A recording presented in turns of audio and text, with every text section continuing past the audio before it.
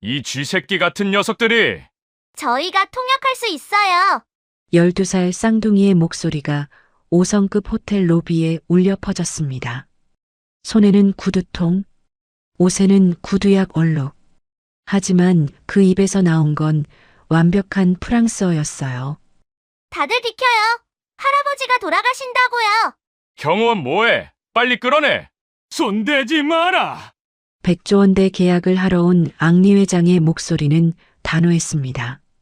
이야기 시작 전에 구독, 좋아요와 함께 어디에서 보고 계신지도 댓글로 남겨주시면 언제나 행운이 함께 하실 거예요.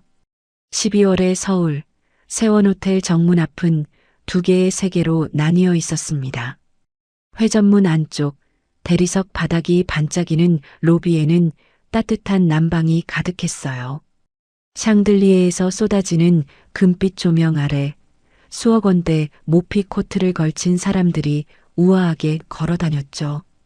웃음소리, 샴페인 잔이 부딪히는 맑은 소리, 고급 향수 냄새가 공기를 채웠어요. 하지만 회전문 바깥 호텔 외벽 구석에는 전혀 다른 풍경이 펼쳐져 있었습니다. 12월의 칼바람이 매섭게 불어왔어요. 그 바람을 온몸으로 맞으며 두 명의 어린 소녀가 쪼그려 앉아 있었습니다. 12살 쌍둥이 자매였죠. 언니 별이와 동생 소리. 별이는 자신의 목에 감았던 낡은 목도리를 풀어 동생의 가느다란 목에 2번, 3번 돌돌 감아주고 있었어요. 소라, 이거 하고 있어. 네가 더 추워 보여. 언니는? 나는 괜찮아. 언니가 더 튼튼하잖아. 별이는 입술을 꾹 깨물며 웃어 보였습니다. 사실 별이도 추웠어요. 낡은 니트 한 장으로는 이 추위를 견디기 힘들었죠. 하지만 동생 앞에서 약한 모습을 보일 수는 없었습니다.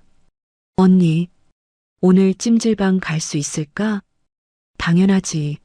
오늘 5명만 더 닦으면 돼. 우리 할 수 있어. 별이는 동생의 언 손을 자신의 입김으로 호호 불어주었습니다. 소리의 손은 너무 작고 차가웠어요. 손톱 밑에는 새카만 구두약이 깊숙이 배어 있었죠. 두 아이 사이에는 낡은 신문지가 깔려 있었고 그 위에 편의점 김밥 한 줄이 놓여 있었습니다. 소라, 먹자.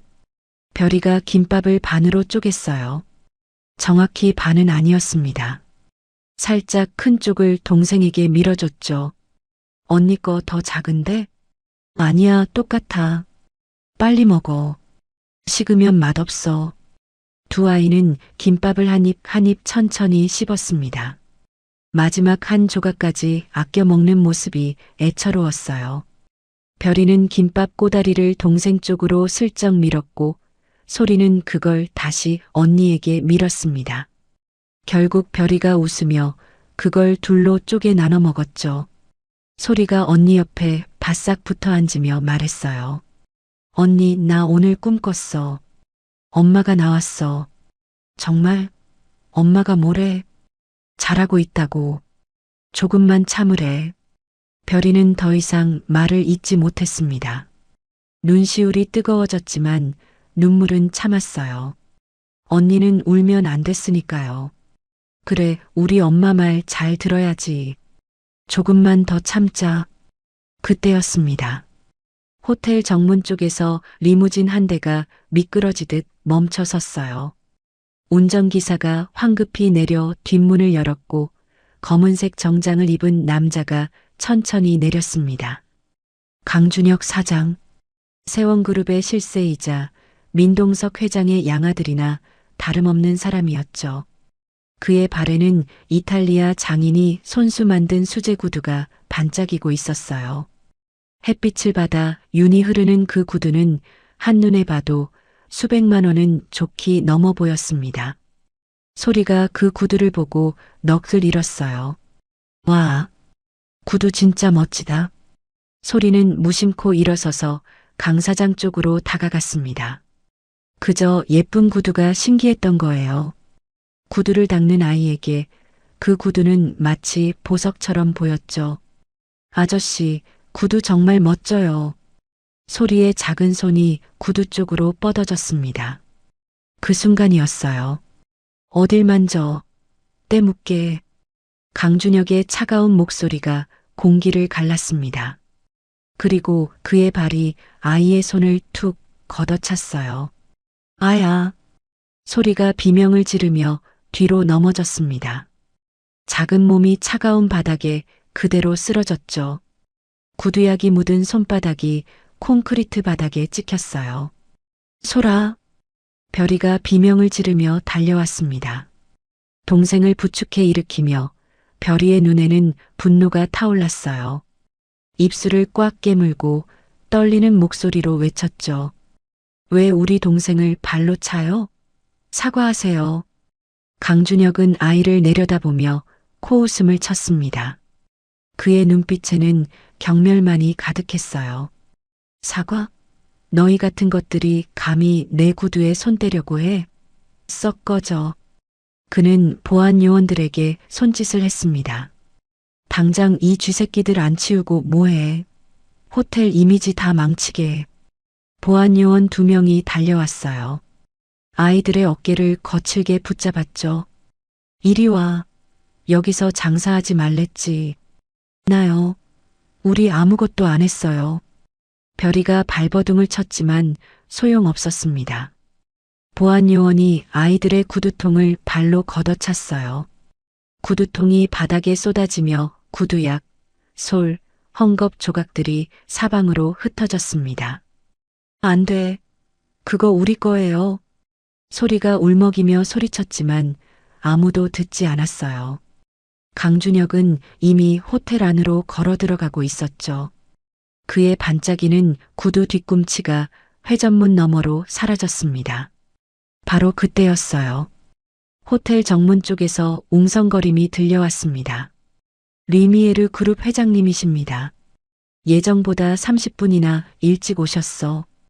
길게 늘어선 고급 세단들이 일제히 멈춰 섰어요. 그중 한 대에서 백발의 노신사가 내렸습니다. 프랑스 명품 그룹 리미에르의 앙리 회장이었죠. 호텔 지배인과 직원들이 황급히 달려나왔습니다. 준비된 레드카펫이 깔렸고 앙리 회장을 위한 웰컴 드링크가 담긴 쟁반이 들려나왔어요. 하지만 그때 강준혁 사장의 얼굴이 새하얗게 질리고 있었습니다. 뭐라고?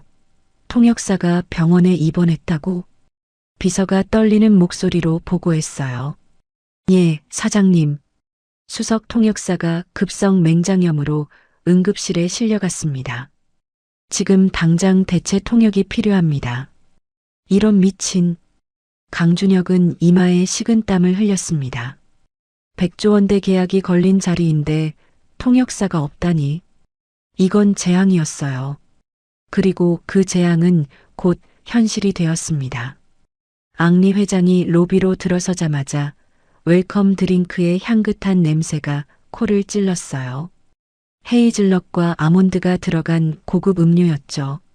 그런데 갑자기 앙리 회장의 얼굴이 순식간에 붉어지기 시작했습니다. 앙리 회장의 입에서 기침이 터져 나왔어요. 그는 가슴을 움켜쥐며 비틀거렸습니다. 회장님, 회장님. 수행원들이 비명을 질렀지만 아무도 무슨 일인지 알 수 없었어요.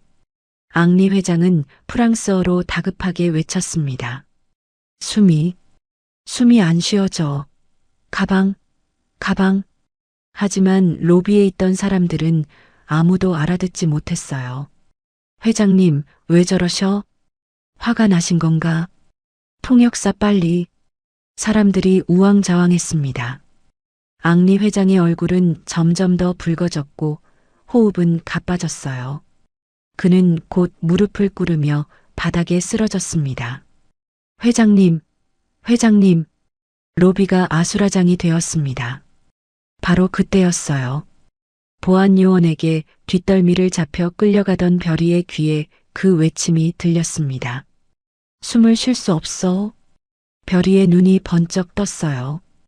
엄마가 남긴 낡은 카세트 테이프, 밤마다 듣던 그 목소리, 프랑스어였어요. 지금 숨을 쉴 수 없다고 하시는 거야. 별이는 입술을 꽉 깨물고 보안 요원의 팔을 잇는 힘껏 깨물었습니다. 아, 이 쥐새끼가. 보안 요원이 비명을 지르며 손을 놓았어요. 별이는 그 틈을 타서 로비 한복판으로 달려갔습니다. 소리도 언니를 따라 뛰었죠. 다들 비켜요. 별이의 외침이 로비를 가득 채웠습니다. 할아버지가 돌아가신다고요.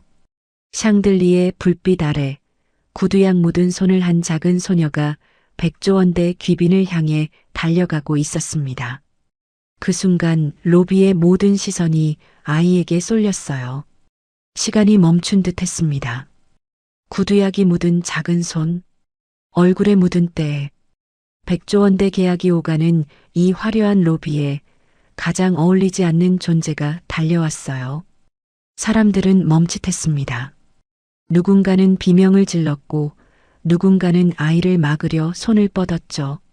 하지만 별이는 멈추지 않았습니다. 할아버지. 별이는 바닥에 쓰러져 있는 앙리 회장 앞에 무릎을 꿇었어요.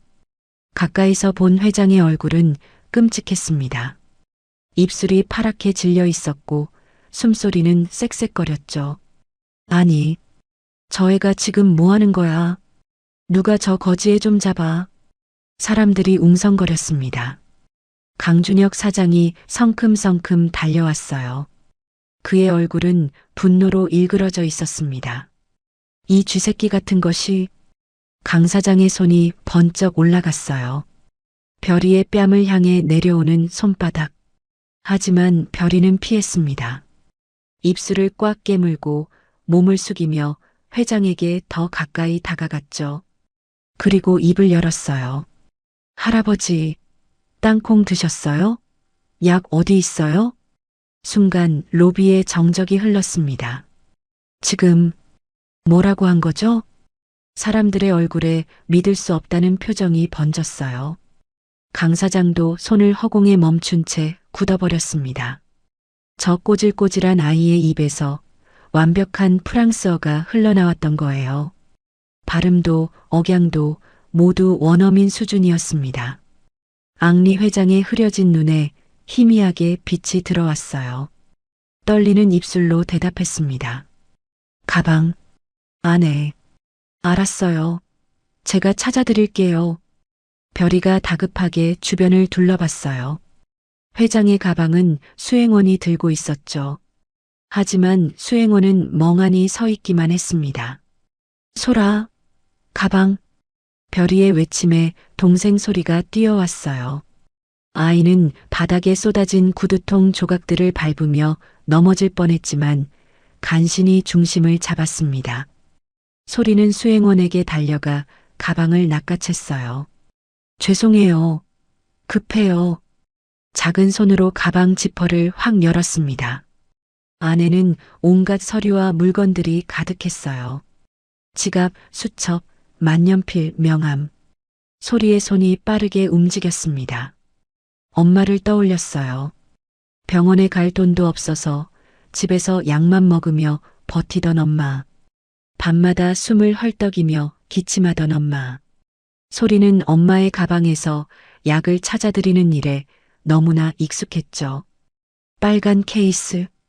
빨간 케이스를 찾아야 해. 엄마의 알레르기 약도 항상 빨간 케이스에 들어 있었어요. 여기 있다. 소리의 손끝이 빨간색 작은 케이스를 움켜쥐었습니다. 그 안에는 에피네프린 펜이 들어 있었어요. 언니, 이거야. 소리가 케이스를 던졌고 별이가 낚아챘습니다. 별이는 케이스를 열고 주사기를 꺼냈어요. 엄마가 남긴 카세트 테이프에서 들었던 응급처치 방법이 떠올랐습니다. 허벅지에, 옷 위에서 해도 돼. 세게 눌러. 별이는 주저하지 않았어요. 앙리 회장의 허벅지에 주사기를 갖다 대고 있는 힘껏 눌렀습니다. 딸깍. 주사기가 작동하는 소리가 울렸어요. 그 순간이었습니다. 으악, 저 애가 회장님을 찔렀어. 사람 잡네. 누가 저 애 좀 떼어내. 경호원, 뭐해? 빨리 어떻게 해봐. 로비가 다시 아수라장이 되었습니다. 사람들은 비명을 질렀고 누군가는 별이를 잡으려고 달려왔어요. 강준혁 사장이 이를 갈며 별이에게 달려들었습니다. 이 미친 거지들이 무슨 짓이야? 그의 손이 별이의 머리채를 움켜쥐려는 순간이었어요. 손대지 마라. 거친 목소리가 터져나왔습니다. 앙리 회장이었어요. 회장의 손이 번쩍 올라와 강 사장의 손목을 낚아챘습니다. 늙었지만 그 힘은 여전히 강했어요. 강 사장이 깜짝 놀라 손을 빼려 했지만 회장은 놓지 않았죠. 이 아이는 내 생명의 은인이다. 손대지 마라. 앙리 회장의 목소리는 떨렸지만 단호했습니다. 사람들이 숨을 죽였어요. 회장의 얼굴을 보니 아까와는 달랐습니다. 파랗던 입술에 조금씩 혈색이 돌아오고 있었어요. 쌕쌕거리던 숨소리도 점차 잦아들었죠. 1분. 그렇게 1분이 지났습니다. 앙리 회장은 천천히 숨을 들이마셨어요.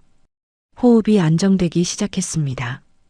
회장님, 수행원들이 달려와 회장을 부축했어요. 회장은 천천히 앉은 자세로 몸을 일으켰습니다. 그리고 별이를 바라보았어요. 구두약이 묻은 작은 손, 떨고 있는 어깨, 눈물이 그렁그렁한 눈. 앙리 회장은 그 손을 살포시 잡았습니다. 고맙다. 나의 작은 천사여. 별이는 고개를 떨구며 눈물을 흘렸어요. 무서웠던 거예요. 잘못하면 할아버지가 죽을 수도 있었으니까요. 죄송해요. 무서웠죠. 무서울 게 뭐가 있니? 너는 날 살렸단다. 앙리 회장이 별이의 머리를 쓰다듬었습니다. 그 순간 로비 저편에서 묵직한 발소리가 들려왔어요. 사람들이 고개를 돌렸습니다. 엘리베이터에서 백발의 노신사가 걸어 나오고 있었어요. 민동석 회장이었습니다. 그는 천천히 로비를 가로질러 왔어요. 사람들이 자연스럽게 길을 비켰죠. 민 회장의 얼굴에는 차가운 위험이 서려 있었습니다. 앙리 회장님, 무슨 일이십니까? 앙리 회장이 민 회장을 보며 씁쓸하게 웃었어요. 민 회장, 당신네 회사 직원들은 정말 멍청하더군요. 죄송합니다. 통역사도 없고 내가 죽어가는데도 아무도 몰랐소. 만약 이 꼬마 숙녀들이 없었다면. 앙리 회장이 별이와 소리를 가리켰습니다. 나는 이 로비에서 죽었을 겁니다. 민 회장의 시선이 아이들에게로 향했어요. 꼬질꼬질한 옷, 구두약 묻은 손, 겁에 질린 얼굴. 민 회장의 눈빛이 흔들렸습니다. 뭔가 익숙한 느낌이었어요. 저 아이들의 눈빛이 오래전 누군가를 떠올리게 했죠. 하지만 그 생각은 이내 흩어졌습니다.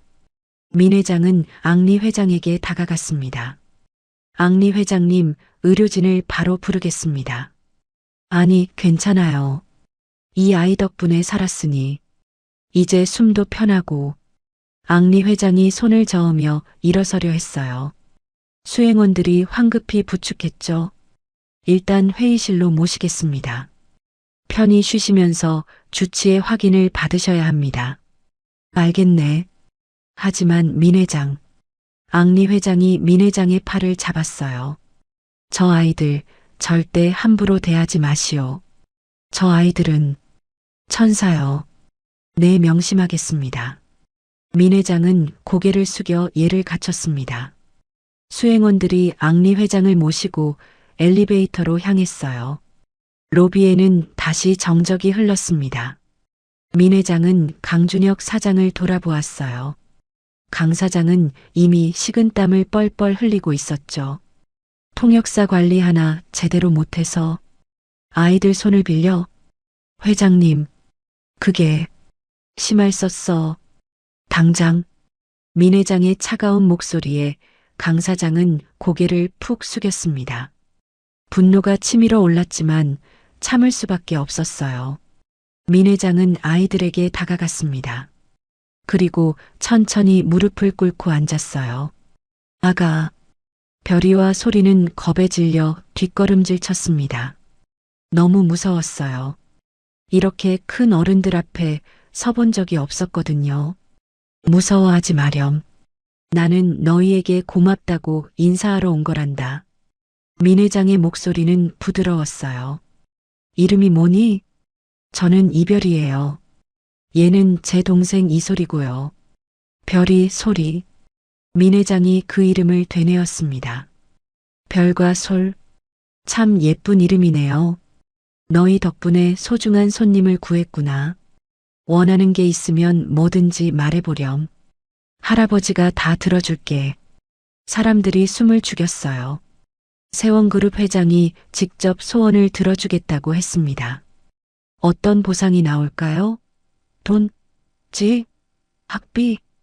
하지만 그때였어요. 꼬르륵. 정적을 깨는 소리가 들렸습니다. 소리의 배에서 나는 소리였어요. 아이는 얼굴이 새빨개져서 배를 움켜쥐었습니다. 너무 부끄러웠죠. 별이가 동생을 끌어안았어요. 언니의 옷깃을 만지작거리며 소리가 작은 목소리로 말했습니다. 할아버지, 저희, 응, 말해보렴. 저희, 호텔밥 한 번만 먹게 해주세요. 민 회장이 멈칫했습니다. 냄새가 너무 좋아서요. 저기 안에서 나는 냄새요. 소리가 로비 안쪽, 레스토랑 쪽을 가리켰어요. 그곳에서는 구운 빵 냄새, 스테이크 냄새, 따뜻한 수프 냄새가 흘러나오고 있었죠. 한 번만 먹어보고 싶어요. 아이의 눈에는 간절함이 가득했습니다. 민 회장은 아무 말도 하지 못했어요. 사람들도 침묵했습니다. 100조 원대 계약을 구한 아이들이 고작 밥 한 끼를 원하고 있었습니다. 민 회장의 눈시울이 붉어졌어요. 가슴이 먹먹해졌습니다. 저 아이들은 얼마나 배가 고팠을까요? 얼마나 오랫동안 따뜻한 밥을 먹지 못했을까요? 민 회장은 떨리는 손으로 아이들의 머리를 쓰다듬었습니다. 그래, 밥 먹자. 할아버지가 맛있는 거 많이 줄게. 그의 목소리는 잠겨 있었어요. 자, 이쪽으로 오렴. 김 실장이 아이들의 손을 잡고 호텔 최고급 VIP 룸으로 안내했습니다. 하지만 식사 전에 먼저 들른 곳이 있었어요. 화장실이었습니다. 애들아, 여기서 손 좀 씻고 가자. 문이 열리자 아이들의 입이 떡 벌어졌어요. 대리석 바닥이 반짝반짝 빛났습니다. 거울은 천장까지 이어져 있었고 세면대는 마치 보석처럼 빛나는 황금색이었어요. 소리가 조심스럽게 수도꼭지를 틀었습니다. 따뜻한 물이 쏟아져 나왔어요. 언니, 물이 따뜻해. 진짜네. 별이도 손을 대보았습니다. 따뜻한 물이 손바닥을 타고 흘러내렸죠. 아이들은 넋을 잃고 물을 바라보았어요. 언니, 여기는 물이 냄새도 안 나. 그러네. 정말 신기하다. 김 실장이 옆에서 지켜보다가 가슴이 먹먹해졌습니다. 물에서 냄새가 안 난다는 게 신기하다니. 그동안 이 아이들은 어떤 물을 마시고 살았던 걸까요? 아이들은 비누 거품을 내며 손을 정성스럽게 씻었어요. 손톱 밑에 낀 새카만 구두약대를 빼내려고 애썼지만 쉽게 지워지지 않았죠. 다 씻었니? 그럼 가자. 김 실장이 아이들을 VIP 룸으로 데려갔습니다. 문이 열리자 눈이 부실 정도로 화려한 공간이 펼쳐졌어요. 크리스탈 샹들리에, 벨벳 커튼, 그리고 가운데 놓인 거대한 테이블. 민 회장이 이미 자리에 앉아 있었습니다. 어서 오너라. 앉아라. 곧 요리가 나오기 시작했습니다. 아이들은 눈이 휘둥그레졌어요. 이렇게 많은 음식을 한 번에 본 적이 없었거든요. 먹어라. 많이 먹어. 민 회장의 말이 떨어지자마자 소리가 손을 뻗었습니다. 그냥 손으로 스테이크를 집었죠. 소라, 포크. 별이가 말리려 했지만 별이도 포크를 어떻게 쓰는지 몰랐습니다. 그냥 언니도 손으로 음식을 집어 입에 넣었어요. 아이들은 허겁지겁 먹었습니다. 마치 누가 뺏어갈까봐 두려운 듯 빠르게 입에 넣고 삼켰어요.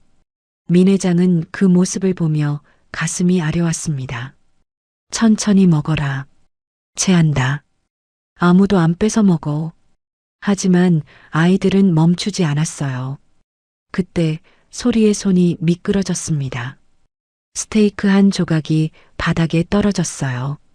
소리가 황급히 몸을 숙여 주우려 했습니다.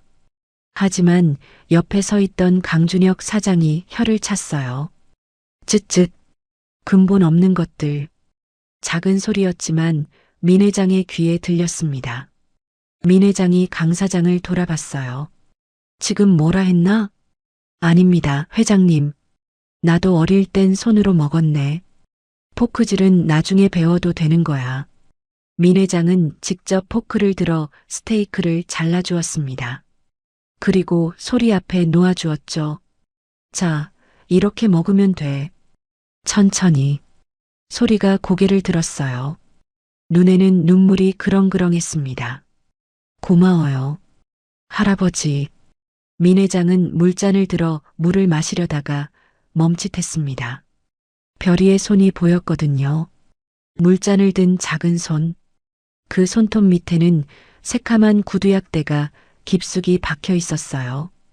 아무리 씻어도 지워지지 않는 가난의 흔적이었죠. 민 회장이 조심스럽게 물었어요. 부모님은 어디 계시니? 왜 이런 일을 하고 있는 거니? 별이가 입안의 음식을 삼키고 대답했습니다.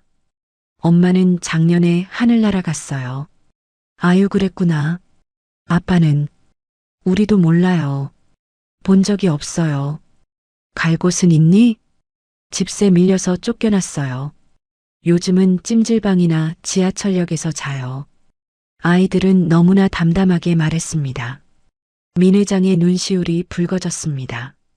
옆에 서 있던 김 실장도 고개를 돌려 눈물을 훔쳤죠. 그래. 그럼 그 프랑스어는 어디서 배운 거니? 민 회장이 물었습니다. 엄마가 남겨준 테이프로요. 별이가 대답했어요. 엄마는 옷 만드는 사람이 되고 싶어 했대요. 프랑스에서 공부하고 싶었대요. 그래서 혼자 공부하셨어요. 그래서 너희한테 가르쳐 준 거구나. 네. 엄마는 매일 밤 우리한테 프랑스어 동화책을 읽어줬어요. 테이프에 녹음도 해뒀고요. 민 회장의 표정이 어두워졌습니다. 옷을 만들고 싶어 했던 여자. 프랑스를 꿈꿨던 여자.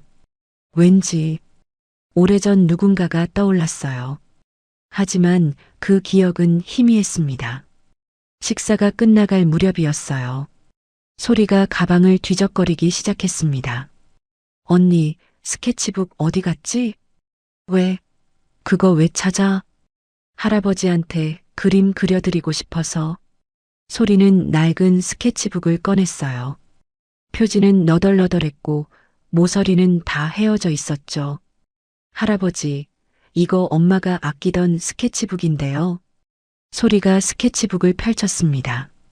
우리 엄마 그림 진짜 잘 그리셨어요. 할아버지 얼굴도 그려드릴게요. 그때였습니다. 강준혁 사장이 벌떡 일어나며 스케치북을 낚아챘어요. 어디서 이런 쓰레기를 꺼내. 아야. 소리가 비명을 질렀습니다. 회장님 식사하시는데 재수없게 유품을 꺼내. 썩 치워. 강 사장이 스케치북을 자기 쪽으로 당기는 순간 페이지가 팔랑 넘어갔어요. 그리고 그의 눈이 그곳에 멈췄습니다. 스케치였어요. 젊은 시절의 남자가 어린 여자아이를 안고 있는 그림. 강 사장의 숨이 멎었습니다. 이건 회장님? 그림 속 남자는 민동석 회장이었어요. 30년 전의 모습, 그리고 품에 안긴 아이는. 강 사장의 손이 떨렸습니다. 그때 스케치북 사이에서 뭔가가 팔락 떨어졌어요. 낡은 사진 한 장이었습니다. 강 사장이 재빨리 그것을 집어들었죠. 사진 속에는 젊은 민 회장과 10살쯤 된 여자아이가 웃고 있었어요. 사진 뒷면에는 민 회장의 친필로 이렇게 적혀 있었습니다. 내 딸 서연의 10번째 생일을 축하하며. 강 사장의 동공이 흔들렸어요. 서연. 민 회장님의 딸 서연이라고. 등줄기로 식은땀이 흘러내렸습니다. 그럼 이 아이들은 서연의 딸들이야? 회장님의 친손녀. 강 사장의 머릿속이 하얗게 변했어요. 안 돼. 절대 안 돼. 이 아이들이 친손녀라는 게 밝혀지면 자신은 끝장이에요. 양아들 따위는 한순간에 버려질 거예요. 강 사장은 사색이 되어 소리를 질렀습니다. 어디서 이런 쓰레기를. 쓰레기 아니에요. 엄마 거예요. 별이가 울먹이며 스케치북을 되찾으려 했지만 강 사장은 더 높이 들어 올렸어요. 회장님 비위 상하시게. 당장 나가. 강 사장, 자네 뭐 하는 건가? 민 회장이 일어서며 물었습니다. 회장님 죄송합니다.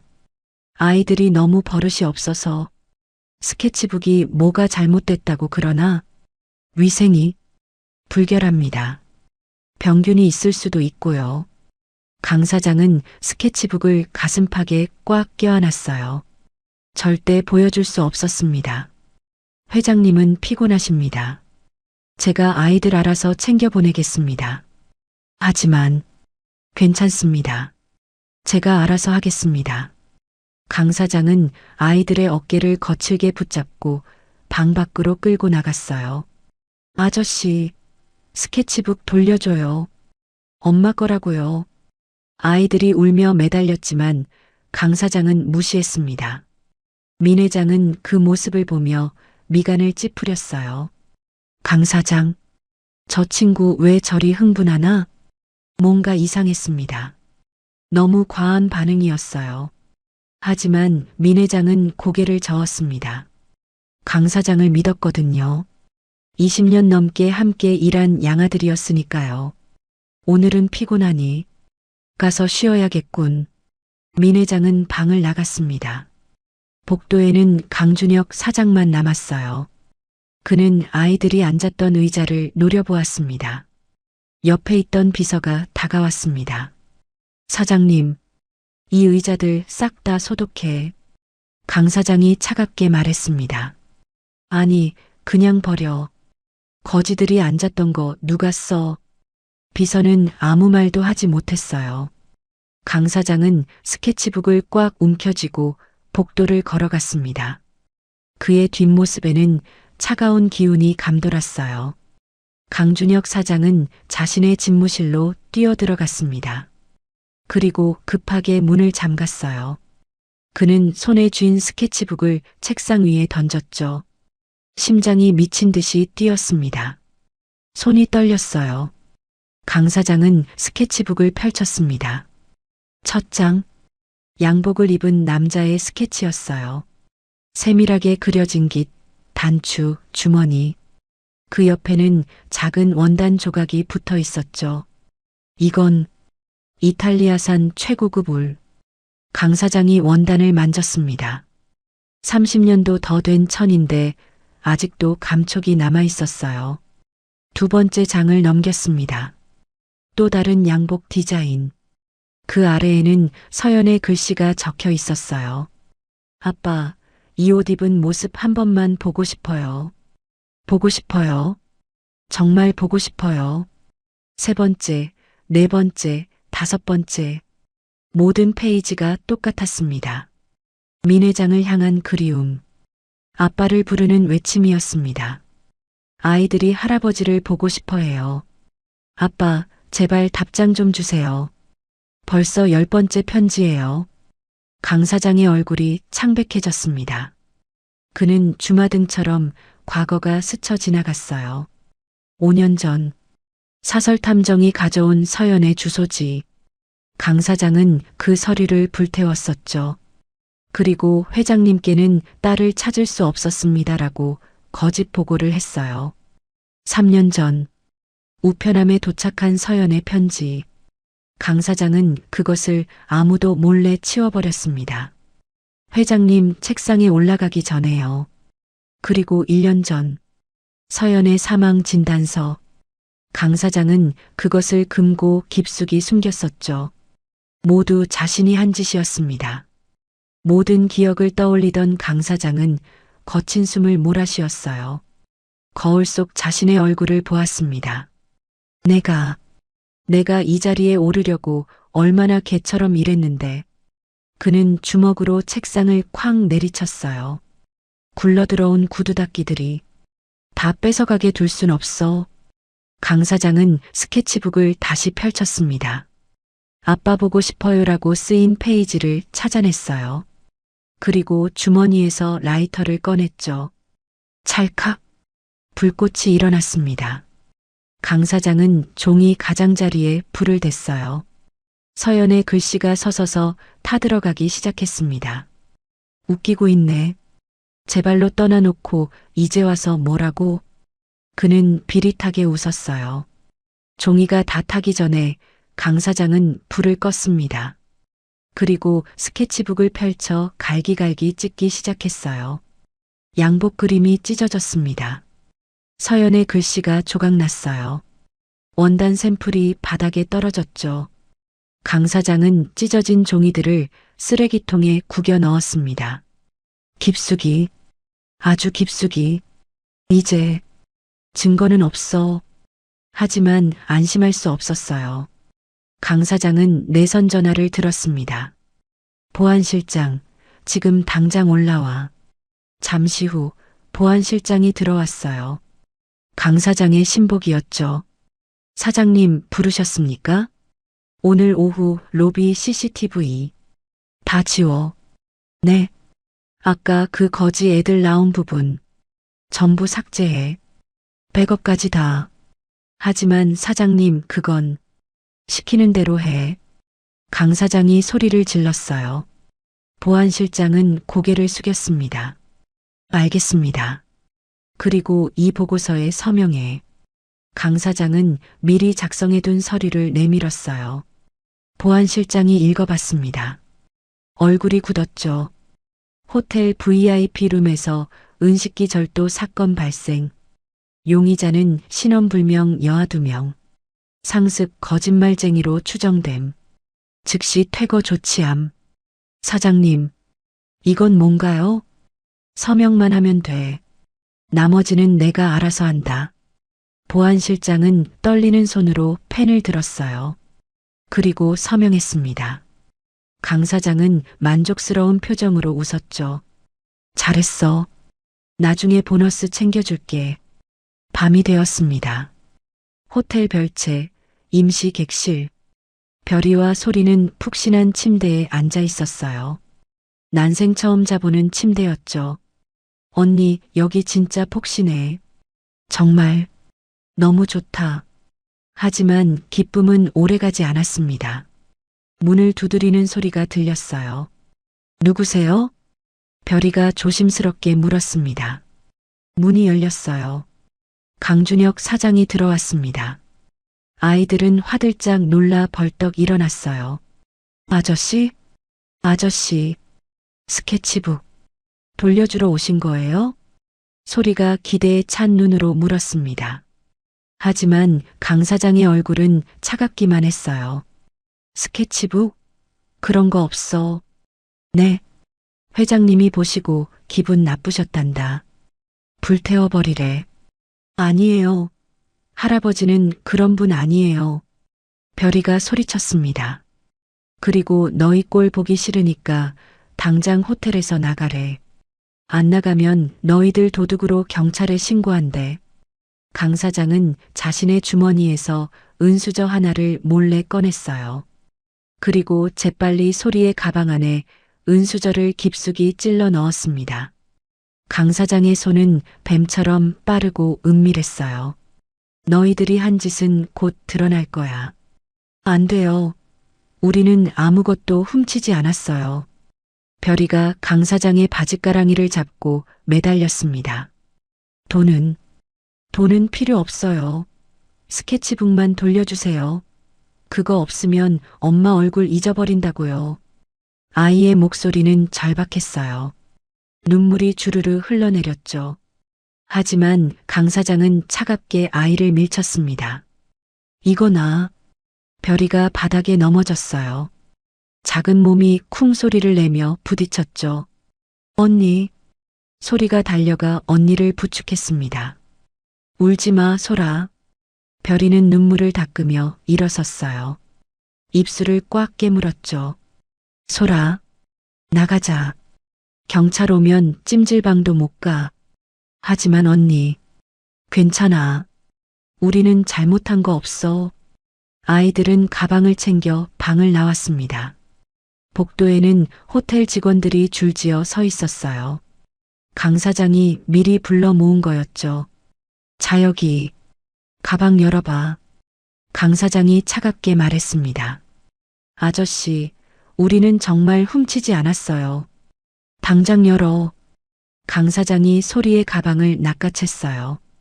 그리고 뒤집어 엎었습니다. 쨍그랑. 은수저가 바닥에 떨어졌습니다. 정적이 흘렀어요. 그 쨍그랑 소리가 복도에 울려 퍼졌죠.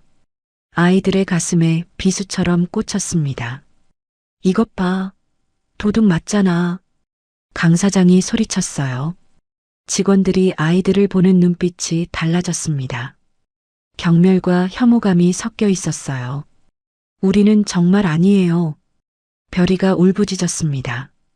훔치지 않았어요. 제발 믿어주세요. 하지만 아무도 믿지 않았어요.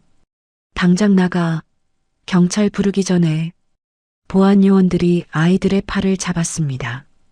그리고 호텔 뒷문으로 끌고 갔어요. 밖에는 폭우가 쏟아지고 있었습니다. 할아버지, 할아버지. 멀리서 민 회장이 산책을 하고 있는 모습이 보였어요. 소리가 소리쳤지만 강 사장의 신복이 아이의 입을 틀어막았습니다. 이것들이. 조용히 해. 아이들은 빗속으로 내던져졌어요. 다시 구두통을 메고, 다시 젖은 옷을 입고, 호텔의 불빛은 점점 멀어져 갔습니다. 강준혁 사장은 그 광경을 지켜보며 입꼬리를 올렸어요. 휴, 이제 끝났어. 그날 저녁 그는 민 회장의 방으로 향했습니다. 회장님, 저 강준혁입니다. 들어오게. 민 회장은 침대에 누워 있었어요. 요즘 건강이 안 좋아지면서 다리가 자주 부었거든요. 강 사장은 공손하게 다가갔습니다. 회장님, 안타까운 소식이 있습니다. 무슨 일인가? 아까 그 아이들이 VIP 룸의 은식기를 훔쳐서 도망갔습니다. 민 회장의 얼굴이 굳었어요. 뭐라고? CCTV로 확인했습니다. 가방 속에 숨겨서 나가더군요. 강 사장은 거짓말을 술술 내뱉었어요. 그럴 리가. 그 아이들이? 저도 믿고 싶지 않았습니다만 증거가 명백합니다. 민 회장은 한숨을 내쉬었습니다. 실망감이 밀려왔어요. 역시 그런 아이들은 믿을 수가 없구나. 강 사장은 무릎을 꿇고 앉았어요. 그리고 민 회장의 부은 다리를 조심스럽게 주물러주기 시작했습니다. 회장님, 그런 아이들은 잊어버리십시오. 손이 부드럽게 움직였어요. 정성스럽게요. 방금 전 두 아이를 밀쳐 넘어뜨린 바로 그 손으로 말이죠. 회장님은 건강만 생각하셔야 합니다. 강 사장의 목소리는 따뜻했어요. 효자처럼요. 회장님, 아니, 아버님, 저에겐 아버님뿐입니다. 민 회장의 눈시울이 붉어졌습니다. 그래, 역시 자네밖에 없지. 그래. 밖에서는 폭우가 쏟아지고 있었어요. 민 회장은 창밖을 바라보며 씁쓸하게 웃었죠. 나도 이제 늙었나 보구나. 폭우가 쏟아지는 밤이었습니다. 12월의 빗물은 차가웠어요. 칼처럼 날카로웠죠. 별이와 소리는 지하철역 구석에 쪼그리고 앉아 있었습니다. 마지막 전철이 지나간 뒤 역은 텅 비어 있었어요. 형광등 불빛만이 희미하게 깜빡거렸죠.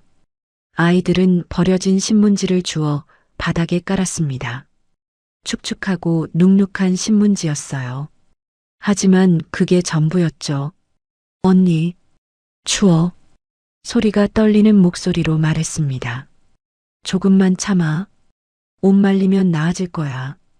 별이는 젖은 잠바를 벗어 짜냈어요. 물이 뚝뚝 떨어졌습니다. 동생의 옷도 짜졌죠. 하지만 몸은 따뜻해지지 않았어요. 차가운 시멘트 바닥의 냉기가 신문지를 뚫고 올라왔거든요. 언니, 우리 정말 도둑질 안 했는데. 알아. 우리는 잘못 없어. 별이는 입술을 꽉 깨물었습니다. 그때였어요. 바닥에 놓인 구두통을 향해 손이 뻗어왔습니다. 노숙자였어요. 술 냄새를 풍기며 비틀거리며 다가왔죠. 이거 뭐야? 돈 있어? 노숙자가 구두통을 집으려 했어요. 안 돼요. 별이가 벌떡 일어나 구두통을 움켜쥐었습니다. 그리고 구두소를 높이 들어 올렸죠. 오지 마세요. 이거 우리 거예요. 별이의 목소리는 떨렸지만 눈빛은 강했어요. 노숙자는 잠시 멈칫했습니다. 그리고 투덜거리며 돌아갔죠. 별이는 그제야 주저앉았어요. 가슴이 쿵쾅거렸습니다. 괜찮아, 소라. 언니가 지켜줄게. 소리는 언니의 옷깃을 꼭 쥐었어요. 떨리는 손으로요. 별이는 동생을 끌어안았습니다. 젖은 옷길이 부딪혔지만 그래도 조금은 따뜻했어요. 소라. 별이가 품속을 뒤적였습니다. 그리고 작은 무언가를 꺼냈죠. 옥놀이개였어요. 정확히는 반쪽이었죠. 초록빛 옥에 정교하게 조각된 나비의 왼쪽 날개. 아름다웠지만 반쪽이라 어딘가 허전했어요. 언니, 나도 반쪽 있잖아. 소리도 품속에서 또 다른 반쪽을 꺼냈습니다. 나비의 오른쪽 날개였어요. 두 아이는 놀이개를 가만히 바라보았습니다. 그리고 기억이 떠올랐어요. 1년 전 작은 방. 엄마는 병든 몸을 일으켜 침대에 앉아 있었어요. 기침이 멎지 않았죠. 별아, 소라. 이리 와봐. 엄마의 목소리는 가늘었습니다. 아이들이 다가가자 엄마는 손 안에 쥐고 있던 옥 놀이개를 보여줬어요. 이건 할아버지가 엄마한테 준 보물이야. 할아버지요? 그래. 엄마가 어렸을 때 할아버지가 선물해 주신 거야. 세상에 단 하나밖에 없는 거래. 엄마는 놀이개를 둘로 쪼갰습니다. 딸깍.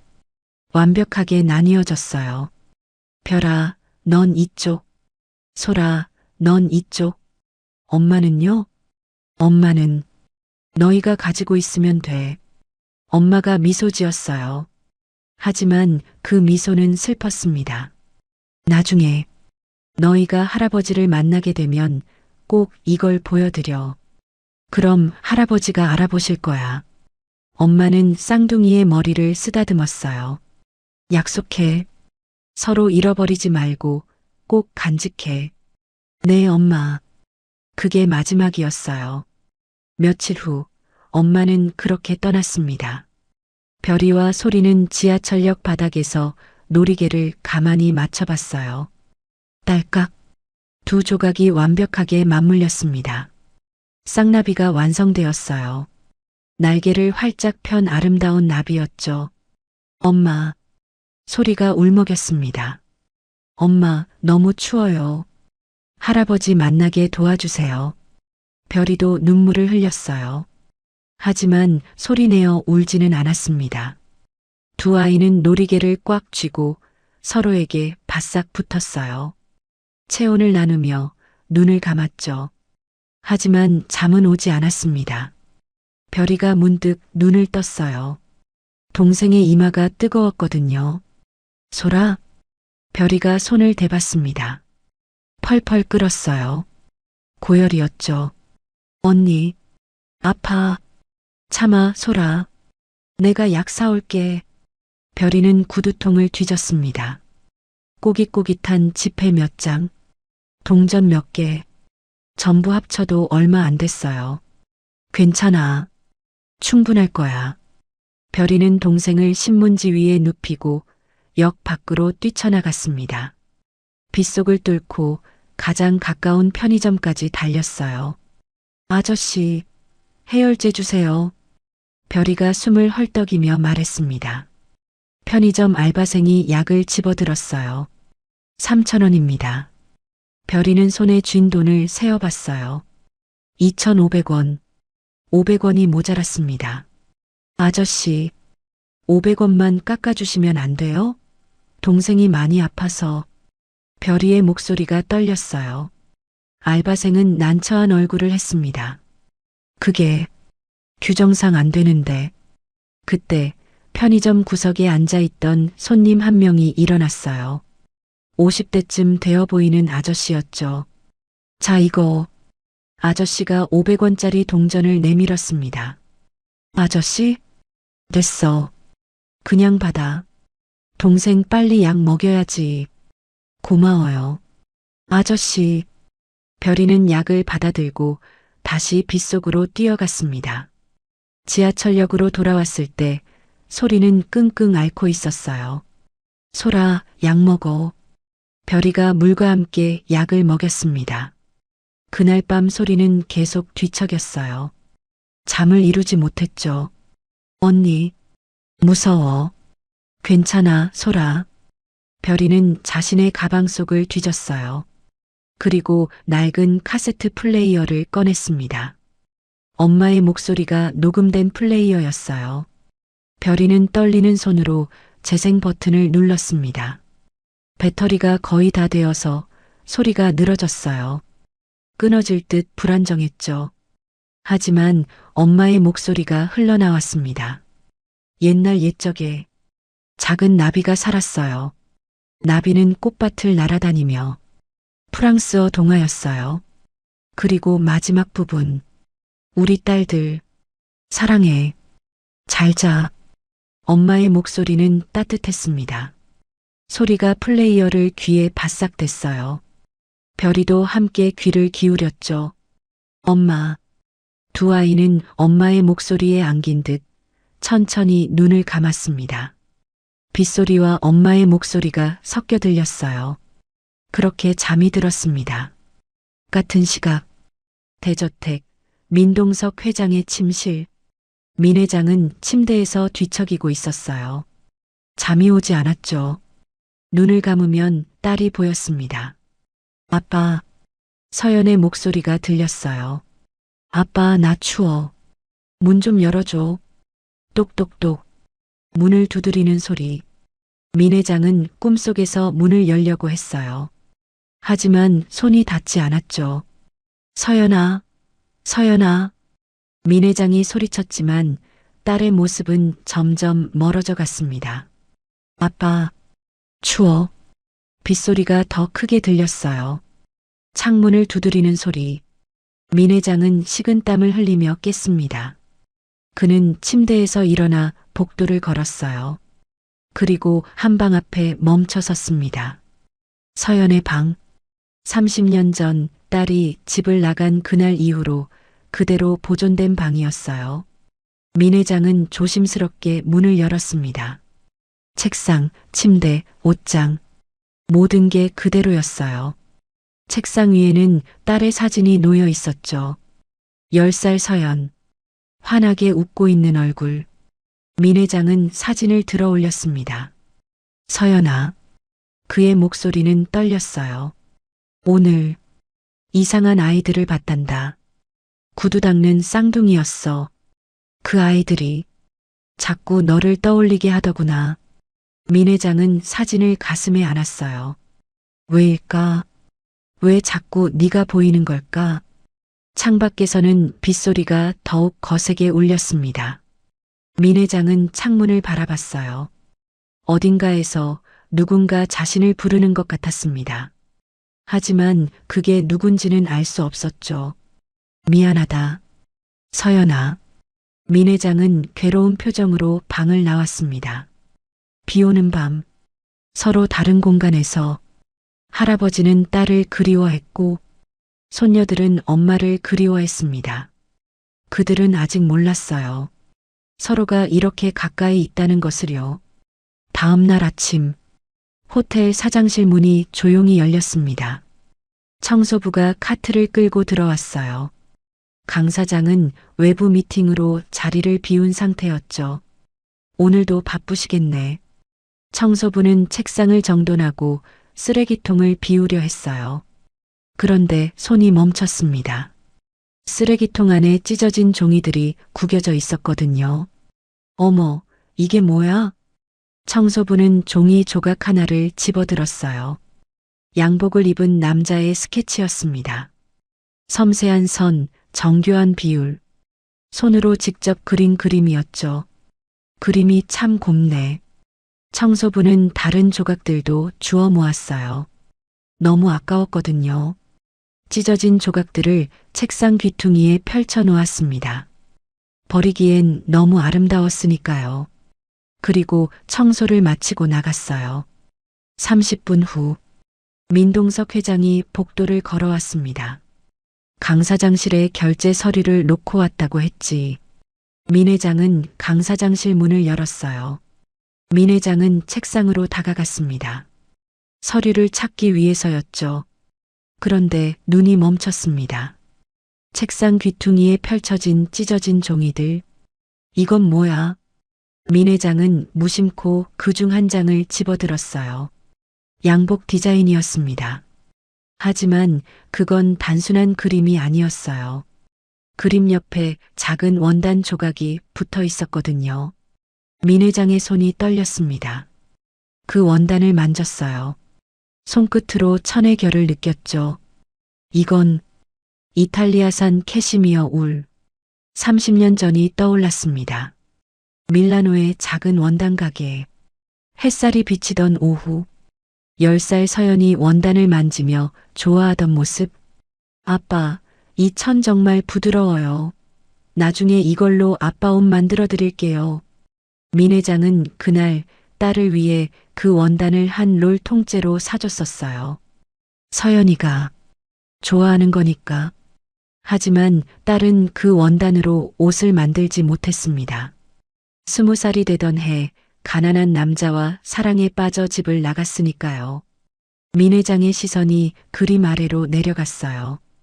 거기에는 글씨가 적혀 있었습니다. 불효녀 서연 올림. 아빠, 이 양복 입은 모습 한 번만 보고 싶어요. 민 회장의 숨이 멎었습니다. 서연이의 글씨. 그 필체를 알았어요. 너무나 잘 알았죠. 동글동글한 글씨. 꼬리를 살짝 올리는 버릇. 모두 딸의 것이었습니다. 서연아. 민 회장은 찢어진 종이를 가슴에 꽉 껴안았어요. 다리에 힘이 풀렸습니다. 주저앉았죠. 서연아, 이게 왜 여기 있어? 목이 메었습니다. 눈물이 쏟아졌어요. 민 회장은 나머지 조각들을 미친 듯이 모았습니다. 책상 위의 것, 바닥에 떨어진 것, 쓰레기통 안의 것, 모두 서연의 그림이었어요. 양복 디자인, 아버지를 그리워하는 글, 사과하는 문장들, 그리고 한 조각에서 또 다른 글씨를 발견했습니다. 아빠, 벌써 10번째 편지예요. 제발 답장 좀 주세요. 쌍둥이들이 할아버지를 보고 싶어 해요. 민 회장은 가슴을 쳤습니다. 10번째 편지. 쌍둥이들. 손이 떨려서 종이를 제대로 잡을 수가 없었어요. 김 실장, 김 실장. 민 회장이 소리쳤습니다. 문이 열리고 김 실장이 뛰어들어왔어요. 회장님, 서연이 편지. 서연이 편지가 나한테 온 적이 있었나? 예. 그게 무슨. 대답해. 있었나 없었나? 민 회장의 목소리는 절규에 가까웠어요. 김 실장은 떨리는 목소리로 대답했습니다. 없었습니다. 회장님, 앞으로 오는 모든 개인 우편물은 10년 전부터 강 사장이 먼저 검수해 왔습니다. 민 회장의 얼굴이 창백해졌어요. 강준혁, 내 놈이. 민 회장은 벌떡 일어나 강 사장의 금고 쪽으로 걸어갔습니다. 회장님, 금고는 비밀번호 알아내. 당장? 하지만 지금 당장이라고. 김 실장은 서둘러 전화를 걸었어요. 금고 제작사에 긴급 개방을 요청했죠. 20분 후 금고 문이 열렸습니다. 민 회장은 숨을 죽이고 그 안을 들여다봤어요. 그리고 손이 떨렸습니다. 편지 뭉치가 있었거든요. 뜯지 않은 편지들. 하나, 둘, 셋. 수십 통이 고스란히 쌓여 있었어요. 모두 봉투 겉면에 민동석 회장님께라고 적혀 있었습니다. 서연의 글씨로. 민 회장은 떨리는 손으로 편지 하나를 집어들었어요. 소인을 받습니다. 5년 전부터 보내왔구나. 민 회장은 다른 편지들도 날짜를 확인했어요. 마지막 편지는 1년 전이었습니다. 그리고 그 밑에 또 다른 서류가 있었어요. 민 회장이 그것을 꺼냈습니다. 사망 진단서였어요. 고인 민서연. 사망일 1년 전 12월 3일.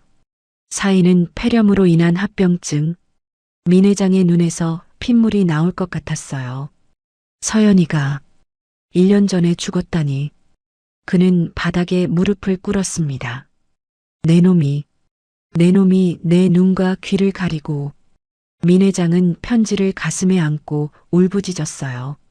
내 딸을 죽였구나. 김 실장도 눈물을 흘렸습니다. 차마 회장님을 볼 수가 없었어요. 얼마나 시간이 흘렀을까요?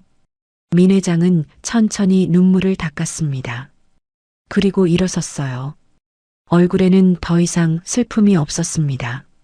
차가운 분노만이 남아 있었죠. 김 실장. 예, 회장님. 강 사장 모르게 보안실을 장악해. 민 회장의 목소리는 서늘했어요. 어제 CCTV를 확보하고 그 쌍둥이들의 행방을 찾아내. 알겠습니다. 강 사장이 빼돌린 게 분명해. 그 아이들이. 내 손녀가 분명해. 김 실장은 즉시 움직였습니다. 보안실. 김 실장이 보안실장을 불러냈어요. 회장님 명령이다. 어제 CCTV 전부 가져와. 보안실장은 당황했습니다. 하지만 강 사장님께서 회장님 명령이 먼저냐, 강 사장 명령이 먼저냐? 알겠습니다. 보안실장은 떨리는 손으로 CCTV 파일을 열었어요. 하지만 로비 부분은 삭제되어 있었습니다. 삭제됐습니다. 백업은? 그것도 없습니다. 김 실장이 이를 갈았어요. 뒷문 CCTV는? 그건 아직 있습니다. 보안실장이 뒷문 영상을 틀었어요. 화면에 폭우가 쏟아지는 밤이 나타났습니다. 그리고 작은 아이들이 보안 요원들에게 끌려 나오는 모습이 보였어요. 저 아이들이. 김 실장의 주먹이 떨렸습니다. 아이들은 울고 있었어요. 가방에서 떨어진 물건들을 주우려 했지만 보안 요원이 거칠게 밀쳐냈죠. 그리고 빗속으로 내던져졌습니다. 아이들이 사라지는 모습까지 화면은 담고 있었어요. 김 실장은 영상을 멈추고 민 회장에게 전화를 걸었습니다. 회장님, CCTV 확보했습니다. 어떤가? 아이들이 끌려나갔습니다. 강 사장 신복들에게요. 전화 너머로 민 회장의 거친 숨소리가 들렸어요. 찾아내. 당장 찾아내. 예, 회장님. 민 회장은 전화를 끊고 창밖을 바라봤습니다. 주먹을 꽉 쥐었어요. 손톱이 손바닥을 파고들었지만 아프지 않았습니다. 강준혁, 내 놈이 그동안 나한테 무슨 짓을 했던 거냐? 민 회장의 눈빛은 얼어붙은 호수처럼 차갑고 깊었습니다. 분노가 극에 달했어요. 하지만 그 분노는 폭발하지 않았습니다. 얼음처럼 차갑게 날카롭게 갈고 닦아지고 있었죠. 내 손녀들을 찾아내고 내 놈을 파멸시키겠다. 민 회장의 다짐은 맹세였습니다. 강준혁 사장은 호텔로 돌아오는 차 안에서 전화를 받았습니다. 청소부였어요. 사장님, 아까 회장님이 사장실에 다녀가셨어요. 강 사장의 얼굴이 새하얗게 변했습니다. 뭐라고요? 네, 뭘 찾으시는 것 같던데. 전화가 끊어졌어요. 강 사장은 손이 떨렸습니다. 핸드폰이 바닥에 떨어졌죠. 그 스케치북. 그는 손톱을 물어뜯기 시작했어요. 피가 날 때까지 뜯었습니다. 회장님이 알았으면 끝장이야. 차가 호텔에 도착했지만 강 사장은 내리지 못했어요. 다리가 후들거렸거든요. 안 돼. 안 돼. 그는 자신의 비서를 돌아봤습니다. 지금 당장 신복들한테 연락해. 예. 무슨. 저 애들. 구두 닦던 애들 당장 찾아내. 아주 멀리. 섬이나 무허가 시설로 보내버려. 사장님, 진정하십시오. 지금 당장 처리해. 회장님이 알기 전에 애들을 없애야 한다고. 강 사장의 눈은 완전히 미쳐 있었어요. 같은 시각. 시장통 한복판, 작은 국밥집. 별이와 소리는 식당 구석에 앉아 있었습니다. 주인 할머니가 김이 모락모락 나는 국밥을 가져다 줬어요. 아이고, 어제 비 맞았다며? 많이 먹어라. 할머니, 저희 돈이 없는데. 별이가 미안한 표정으로 말했습니다. 괜찮아. 나중에 갚으면 되지. 신발이나 정리해주면 돼. 할머니는 따뜻하게 웃었어요. 쌍둥이는 고맙다고 인사하고 국밥을 떴습니다. 따뜻한 국물이 목으로 넘어갔어요. 어젯밤 지하철역에서 떨던 몸이 조금씩 녹았죠. 맛있다. 언니. 응, 천천히 먹어. 아이들은 행복했습니다. 이 작은 국밥 한 그릇이 너무나 소중했어요. 그때 국밥집 전화가 울렸습니다. 할머니가 손을 닦으며 전화기로 다가갔어요. 전화를 건 사람은 김 실장이었어요. 민 회장의 지시를 받아 시장통 상인들에게 쌍둥이 아이들의 행방을 수소문하고 있었던 거예요. 하지만 바로 그 순간이었습니다. 할머니, 여기 깍두기 좀 더 주세요. 손님 한 명이 큰 소리로 불렀어요. 할머니는 전화기에 손을 뻗다가 손님 쪽으로 고개를 돌렸습니다. 아이고, 알았어요. 따르릉, 따르릉. 전화는 계속 울렸지만 할머니는 깍두기통을 들고 손님에게 갔어요. 그리고 전화는 끊어졌습니다. 전화를 걸었던 김 실장은 혼잣말로 중얼거렸습니다. 안 받네. 다음 번호로 전화해야겠어. 김 실장은 한숨을 쉬며 다른 가게로 전화를 걸었습니다. 혹시 구두 닦던 쌍둥이 여자아이들 보신 적 있으십니까? 12살쯤 되는데요. 그렇게 간발의 차이였어요. 그 시각 국밥집 밖에는 검은 승합차 한 대가 천천히 다가오고 있었습니다. 차 안에는 덩치 큰 남자 3명이 타고 있었어요. 모두 세원재단 복지팀이라고 쓰인 조끼를 입고 있었죠. 저기 있다.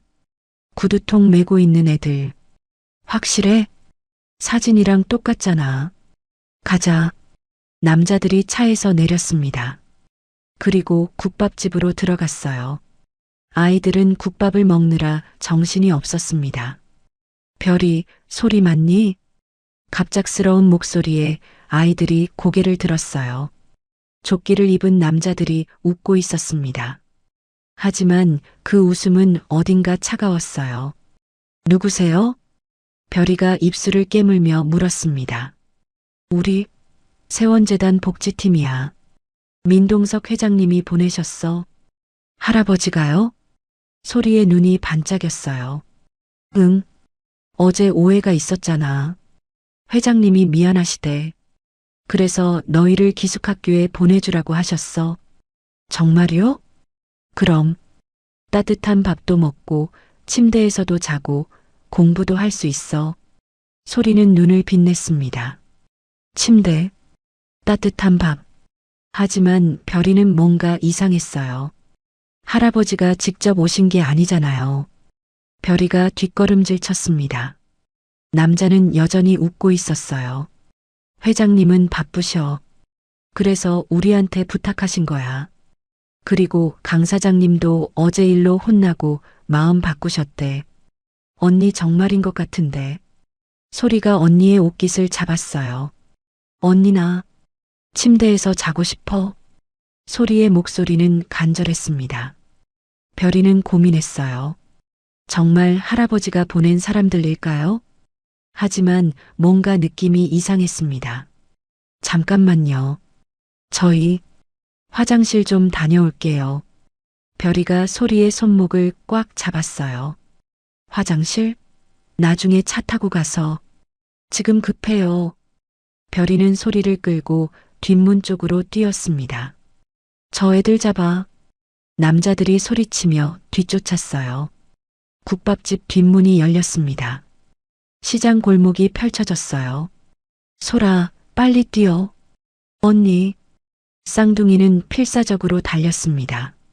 좁은 골목, 생선가게, 채소가게, 옷가게 사이를 누볐어요. 비켜요. 별이가 소리쳤습니다. 사람들이 깜짝 놀라 피했어요.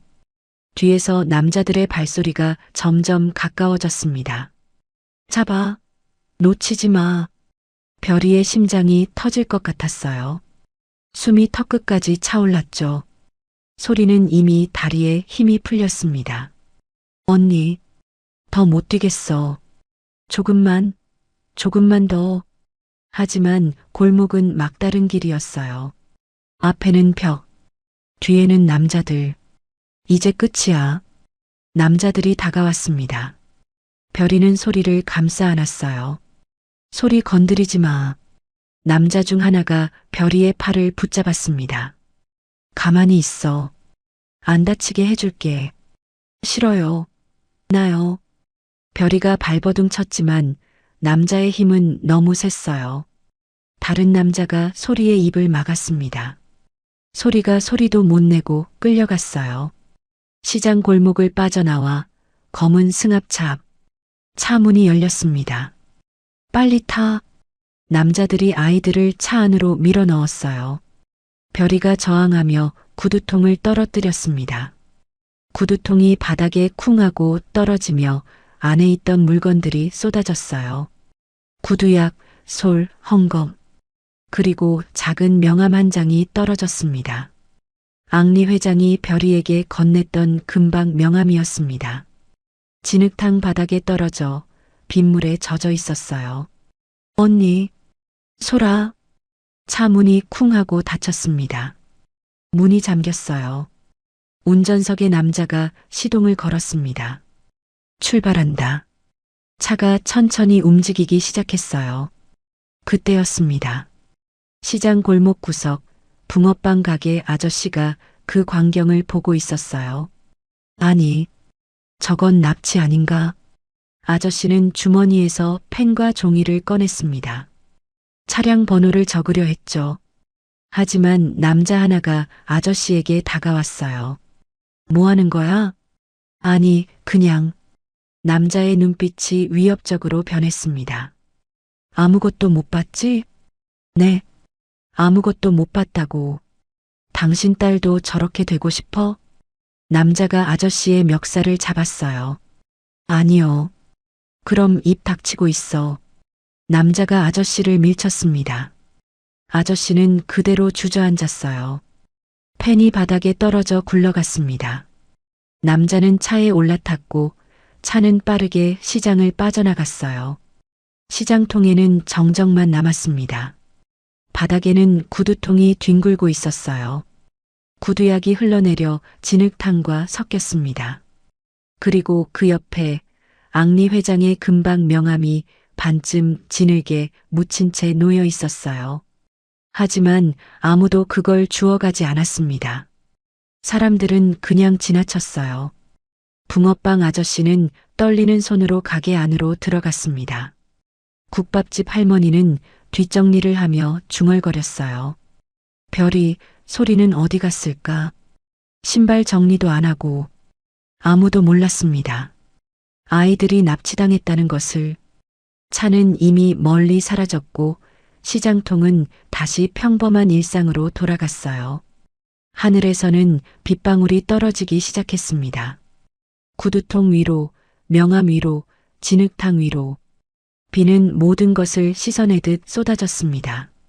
하지만 희망의 단서는 아직 거기 남아 있었어요. 진흙 속에서 희미하게 빛나고 있었죠. 민 회장의 집무실. 김 실장이 노트북을 들고 뛰어들어왔습니다.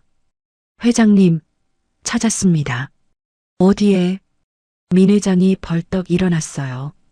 강 사장 수행 차량 한 대가 아이들을 태우고 서해안 고속도로로 빠졌습니다. 김 실장이 화면을 보여줬어요. 검은 승합차가 고속도로를 달리고 있었죠. 블랙박스 추적으로 확인했습니다. 목적지는 폐쇄된 시골 요양원 같습니다. 민 회장의 얼굴이 창백해졌어요. 폐쇄된 요양원. 거기로 보내서 숨기려는 거로군. 네. 무허가 시설입니다. 한번 들어가면 못 나오는 곳입니다. 당장 출동한다. 민 회장이 코트를 집어들었습니다. 회장님, 제가 경호팀을 불러서. 내가 직접 간다. 내 손녀들이다. 민 회장은 주차장으로 달려 내려갔어요. 그리고 자신의 차 운전석 문을 열었습니다. 회장님, 직접 운전하시면 안 됩니다. 김 실장이 말렸어요. 비켜. 회장님 건강이. 지금 그게 중요한가? 비키라고. 민 회장의 눈빛이 불타올랐습니다. 김 실장은 차라리 조수석에 탔어요. 그럼 제가 모시겠습니다. 경호 차량들도 대기 중입니다. 민 회장은 뒷좌석으로 옮겨 탔습니다. 주차장에는 검은색 세단 5대가 줄지어 서 있었어요. 경호원들이 모두 탑승한 상태였죠. 출발. 김 실장이 신호를 보냈습니다. 5대의 차량이 일제히 출발했어요. 마치 대통령 행렬처럼 위압적이었습니다. 차 안에서 민 회장은 전화를 걸었어요. 경찰청장에게였습니다. 청장 나야. 민동석이네. 회장님, 무슨 일이십니까? 지금 당장 서해안 고속도로 톨게이트를 막아. 네. 그게 무슨. 지금 내 손녀들이 납치됐어.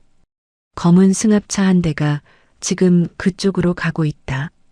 민 회장의 목소리는 떨렸지만 단호했어요. 내 전 재산을 걸고 명령하는 거야. 지금 당장. 알겠습니다. 경찰청장은 즉시 지령을 내렸습니다. 고속도로. 검은 승합차는 시속 100km로 달리고 있었어요. 차 안. 별이와 소리는 뒷좌석에 움츠려 앉아 있었습니다. 창밖으로 보이는 풍경이 점점 이상해졌어요. 도시를 벗어나 산으로 향하고 있었죠. 아저씨 여기 어디예요? 별이가 조심스럽게 물었습니다. 학교 가는 거 맞아요? 왜 자꾸 산으로 가요? 운전석의 남자가 룸미러로 별이를 노려봤어요. 조용히 해. 하지만 아저씨. 닥쳐. 한마디만 더 하면 동생부터 다친다. 별이는 입을 다물었어요. 소리를 꽉 껴안았죠. 소리가 창문을 두드렸습니다. 살려주세요. 누가 좀. 작은 손이 유리창을 두드렸지만 아무도 들어주지 않았어요. 조수석의 남자가 뒤를 돌아봤습니다. 시끄럽게 하지 마. 그리고 소리의 팔을 거칠게 잡았어요. 소리가 비명을 질렀습니다. 그 순간 별이가 남자의 팔에 달려들었어요. 내 동생 나. 그리고 있는 힘껏 물어뜯었습니다. 으악. 남자가 비명을 질렀어요. 별이의 이빨 자국이 선명하게 남았죠. 이 쥐새끼가. 남자가 별이를 밀쳤습니다. 언니. 괜찮아. 소라. 별이는 입술을 깨물었습니다. 그때였습니다. 앞쪽에서 사이렌 소리가 들려왔어요. 뭐야? 운전하던 남자가 앞을 봤습니다. 톨게이트 앞. 경찰차 5대가 도로를 가로막고 있었어요. 그리고 검은색 세단 5대가 그 뒤를 막아서고 있었죠. 완벽한 바리케이드였습니다. 아니, 저게 뭐야? 남자들이 당황했어요. 돌려, 차 돌려. 하지만 이미 늦었습니다. 뒤에서 경호 차량 2대가 빠르게 따라붙었어요. 앞뒤가 모두 막혔죠. 운전사가 급브레이크를 밟았습니다. 기, 승합차가 갓길로 미끄러지며 멈춰 섰어요. 차 안의 아이들이 앞으로 쏠렸습니다. 그리고 경호 차량들이 승합차를 에워쌌어요. 경호원들이 일제히 차에서 내렸습니다. 손 들고 차에서 내려. 하지만 남자들은 문을 잠그고 버텼어요. 안 내려. 우린 아무것도 안 했어. 경호원 한 명이 곤봉을 들었습니다. 경고했다. 곤봉이 차 유리를 내리쳤어요. 유리가 금이 가기 시작했습니다. 쾅! 쾅! 2번, 3번. 유리가 산산조각 나며 깨졌어요. 경호원들이 손을 집어넣어 문을 열었습니다. 나와. 남자들이 끌려 나왔어요. 바닥에 내동댕이 쳐졌죠. 그때 민 회장이 차에서 내렸습니다. 김 실장이 부축하려 했지만 민 회장은 혼자 걸었어요. 아니, 뛰었습니다. 신발이 벗겨지는 것도 모르고 맨발로 아스팔트를 달렸어요. 얘들아. 민 회장이 승합차 문을 획 열었습니다. 차 안. 구석에 웅크려 있는 2명의 쌍둥이들 별이와 소리가 있었어요. 온몸이 떨리고 있었어요. 눈물 범벅이 된 얼굴로 할아버지를 보고 있었죠. 할아버지. 민 회장은 쌍둥이를 끌어안았습니다. 얘들아. 할아버지가 늦어서 미안하다. 할아버지. 무서웠어요. 소리가 울음을 터뜨렸어요. 별이도 참았던 눈물을 쏟아냈습니다. 할아버지. 정말 할아버지 맞죠? 그럼 할아버지야. 민 회장은 아이들을 꽉 안았어요. 세상이 멈춘 것 같았습니다. 얼마나 안고 있었을까요? 민 회장이 아이들의 몸을 살펴봤어요. 그리고 별이의 팔을 봤습니다. 시퍼런 멍이 들어 있었어요. 손목도 팔뚝도. 민 회장의 눈빛이 변했습니다. 차갑게 얼어붙었어요. 천천히 일어나 뒤를 돌아봤습니다. 바닥에 엎드려 있는 남자들. 민 회장은 지팡이를 집어들었어요. 그리고 다가갔습니다. 감히. 민 회장의 목소리는 낮고 무거웠어요. 감히 누구 몸에 손을 대. 지팡이가 공기를 갈랐습니다. 남자의 등을 내리쳤어요. 내 손녀들에게. 감히. 분노가 그를 움직이게 했죠. 회장님, 그만하십시오. 김 실장이 말렸습니다. 하지만 민 회장은 멈추지 않았어요. 남자가 바닥에 쓰러졌습니다. 민 회장은 거친 숨을 몰아쉬었어요. 김 실장이 민 회장을 부축했습니다. 회장님, 이제 됐습니다. 경찰이 처리할 겁니다. 민 회장은 다시 천천히 쌍둥이에게로 돌아갔어요. 쌍둥이는 할아버지의 분노를 보고 놀라 있었습니다. 하지만 무섭지 않았어요. 오히려 안심이 됐죠. 할아버지가 자신들을 지켜준다는 걸 알았으니까요. 할아버지, 괜찮다 얘들아. 이제 아무도 너희를 다치게 하지 못해. 민 회장은 다시 쌍둥이를 안았습니다. 고속도로 위. 차가운 바람이 불었어요. 하지만 할아버지 품은 따뜻했습니다. 쌍둥이는 처음으로 진짜 집에 온 것 같았어요. 그날 밤 민 회장의 대저택이었습니다. 별이와 소리는 처음 보는 거대한 집에 들어섰습니다. 샹들리에가 반짝이는 현관, 대리석 계단, 끝이 보이지 않는 복도. 하지만 아이들은 놀랄 틈도 없었어요. 아가들, 이리 오렴. 하얀 가운을 입은 주치의가 아이들을 진찰실로 데려갔습니다. 청진기를 대고 체온을 재고 상처를 소독했어요. 팔에 멍이 심하네요. 약 발라드릴게요. 그리고 작은 면봉으로 입 안쪽을 살짝 긁었습니다. 이건 뭐예요? 별이가 물었어요. 유전자 검사야. 아프지 않아. 금방 끝나. 주치의는 샘플을 조심스럽게 봉투에 담았습니다. 내일 아침이면 결과가 나올 거예요. 아이들은 푹신한 침대가 있는 객실로 안내됐어요. 소리가 침대에 누우며 말했습니다. 언니, 이거 꿈 아니지? 응, 꿈 아니야. 진짜야. 별이는 동생의 손을 잡았어요. 두 아이는 그렇게 깊은 잠에 빠져들었습니다. 다음 날 아침, 대저택 거실, 민 회장은 소파에 앉아 있었어요. 김 실장이 옆에 서 있었죠. 문이 열렸습니다. 강준혁 사장이 들어왔어요. 그의 얼굴에는 여유가 있었습니다. 아직도 자신이 이길 수 있다고 믿고 있었죠. 회장님 부르셨습니까? 강 사장은 공손하게 인사했어요. 민 회장은 그를 차갑게 바라봤습니다. 앉아라. 네, 회장님. 강 사장이 소파에 앉았어요. 미소까지 지어 보였죠. 회장님, 어제 일은 정말 큰 오해입니다. 오해? 네. 저는 아이들을 좋은 시설에서 보호하려고 했던 겁니다. 강 사장은 태연하게 말했어요. 납치라니요. 직원들이 과잉 충성을 한 것뿐입니다. 제가 엄중히 문책하겠습니다. 과잉 충성이라고? 민 회장은 비웃음을 흘렸어요. 그래. 자네는 항상 그렇게 말을 잘했지. 그때였습니다. 문이 열리고 주치의가 들어왔어요. 손에는 서류 봉투가 들려 있었습니다. 회장님, 결과 나왔습니다. 주치의가 봉투를 민 회장에게 건넸어요. 민 회장은 천천히 봉투를 열었습니다. 서류를 꺼냈죠. 그리고 읽었습니다.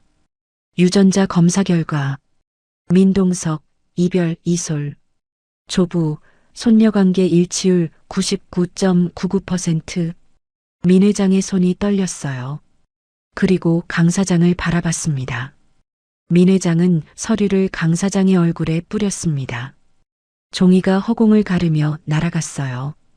강 사장의 얼굴을 스치고 바닥에 흩어졌죠. 강 사장의 얼굴이 창백해졌습니다.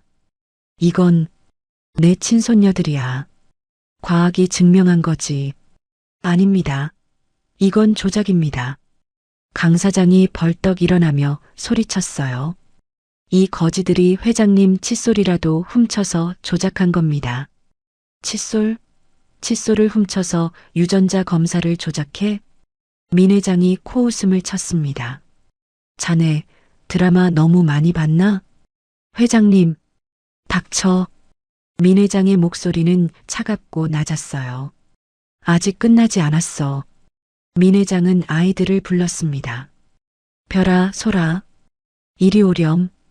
객실 문이 열리고 아이들이 나왔어요. 겁먹은 얼굴로 할아버지 옆에 섰죠. 너희가 가진 거 보여주렴. 엄마가 너희들에게 준 거. 할아버지가 준 거 말이야. 별이는 고개를 끄덕였어요. 품속에서 작은 무언가를 꺼냈습니다. 옥 놀이개의 반쪽. 소리도 품속에서 나머지 반쪽을 꺼냈어요. 두 아이는 강 사장 앞으로 걸어갔습니다. 그리고 놀이개를 맞췄어요. 완벽하게 맞물렸습니다. 쌍나비가 완성되는 순간이었죠. 강 사장은 입을 딱 벌렸어요. 아무 말도 나오지 않았습니다. 민 회장이 놀이개를 들어 올렸어요. 뒷면을 보였습니다. 거기에는 섬세하게 각인된 글씨가 있었죠. 내 보물 서연에게 아빠가. 이건 세상에 단 하나뿐인 내 딸의 물건이다. 민 회장의 목소리가 떨렸어요. 30년 전 내가 직접 장인에게 주문해서 만든 거지. 이것도 조작이냐? 회장님, 저건. 강 사장은 말을 잇지 못했어요. 민 회장은 품속에서 또 다른 것을 꺼냈습니다. 뜯지 않은 편지 뭉치였어요. 수십 통의 편지, 모두 서연의 글씨로 쓰인 것들. 민 회장은 그것을 강 사장의 얼굴에 힘껏 던졌습니다. 편지들이 강 사장의 얼굴을 때리고 바닥에 쏟아졌어요. 내 놈이 내 눈과 귀를 가렸어. 민 회장이 소리쳤습니다. 내 딸이 죽어가며 보낸 구조 요청까지 다 씹어먹었더구나. 회장님, 저는 내 딸 서연이. 민 회장의 목소리가 잠겼어요. 내 놈이 죽인 거야. 민 회장은 가슴을 쳤습니다. 병원비만 있었어도, 내가 한 번만 가봤어도 눈물이 흘러내렸어요. 살릴 수 있었어. 내 딸을 살릴 수 있었단 말이야. 민 회장의 절규가 거실을 가득 채웠습니다. 좌중이 숙연해졌어요. 김 실장도 주치의도 모두 고개를 숙였죠. 쌍둥이도 눈물을 흘렸습니다. 강 사장은 다리에 힘이 풀려 바닥에 주저앉았어요. 회장님, 저는 회장님을 위해서, 날 위해서라고? 내 딸을 죽인 것도 모자라서. 민 회장이 강 사장을 내려다봤습니다. 이제 내 손녀들까지 버리려 했어? 아닙니다. 넌 더 이상 내 사람이 아니야. 민 회장의 목소리는 낮고 서늘했어요. 넌 괴물이지. 회장님, 넌 파면이야. 그리고 감옥에서 썩게 될 거다. 민 회장이 김 실장에게 고개를 끄덕였습니다. 김 실장이 문을 열었어요. 경찰들이 들어왔습니다. 강준혁 씨 체포합니다. 납치, 사문서 위조, 횡령 혐의입니다. 경찰이 수갑을 꺼냈어요. 강 사장의 손목에 차가운 쇠가 채워졌습니다. 안 돼, 안 돼. 강 사장이 발버둥 쳤어요. 내가 회장이 될 거야. 내가 어떻게 버틴 세월인데. 끌어내. 경찰들이 강 사장을 끌었습니다. 이건 무효야. 무효라고. 강 사장은 바닥을 구르며 악을 썼어요. 하지만 소용없었습니다. 문이 닫혔고 비명은 점점 멀어져 갔죠. 거실에는 정적이 흘렀습니다. 민 회장은 소파에 주저앉았어요. 지친 얼굴이었습니다. 아이들이 조심스럽게 다가왔어요. 할아버지. 민 회장은 아이들을 바라봤습니다. 그리고 두 팔을 벌렸어요. 아이들이 할아버지 품에 안겼습니다.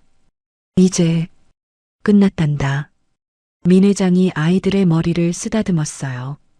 할아버지가 너희를 지킬게. 평생. 아기는 사라졌습니다. 이제 남은 건 가족뿐이었어요.